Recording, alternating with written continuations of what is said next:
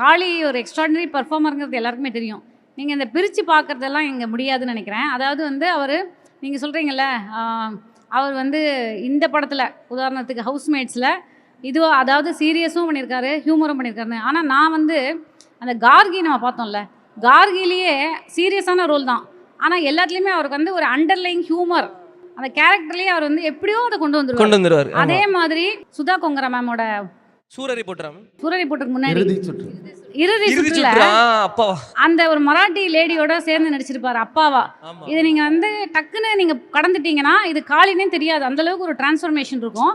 அதுலேயுமே வந்து அவருடைய அந்த ஏதோ ஒரு பண்ணி அதில் ஒரு ஹியூமரை வந்து அண்டர்லைங், அது சீரியஸான ரோலாக இருந்தாலும் அதில் ஹியூமர் அவருடைய ரொம்ப நிறைய, அதாவது குரங்கு பெடல் சில இதெல்லாம் வந்து ரொம்ப எக்ஸ்ட்ராடினரியாக இருக்கும். அது ஒரு விஷயம்.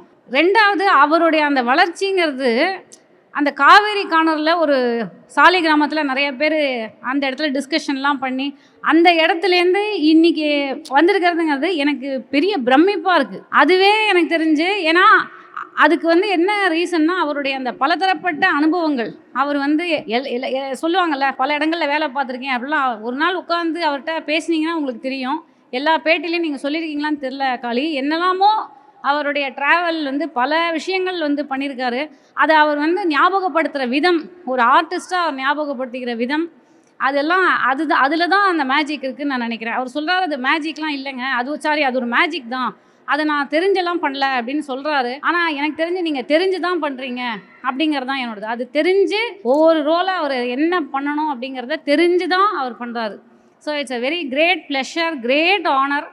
இந்த மாதிரி ஒரு பெர்ஃபார்மர் நமக்கு மத்தியில் இருக்காரு அப்படிங்கிறது, நம்ம தமிழ் சினிமாவில் நம்ம கூடயே பயணிச்சுட்டு இருக்காருங்கிறது ரியலி ஹேட்ஸ் ஆஃப். இதை நான் உங்கள் முகத்துக்கு நேரம் சொல்லலாம். நடிகர்னு சொல்லிடுறீங்க பாலுக்கு போதும். இல்லை, இன்னும் ஒன்றே ஒன்று சொல்லிடுறேன், இயக்குனர்களுக்கு இல்லை உண்மையிலுமே அது நீங்கள் என்ன இந்த கேமராக்காக நான் சொல்கிறேன். ஏன்னா ஆடியன்ஸ் இருக்காங்க இல்லைங்கிறத மீறி நான் இதை சொல்ல வேண்டிய கடமை எனக்கு இருக்குது.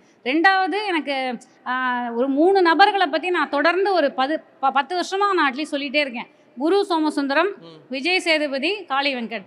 நான் ப்ரெடிக்ட் பண்ண இந்த 3 பேருமே அந்தந்த இடத்துக்கு வந்திருக்காங்கங்கிறது, அது எனக்கு வந்து ஒரு பார்வை இருக்குது அப்படிங்கிறத நான் வந்து பார்த்துக்கிறேன்.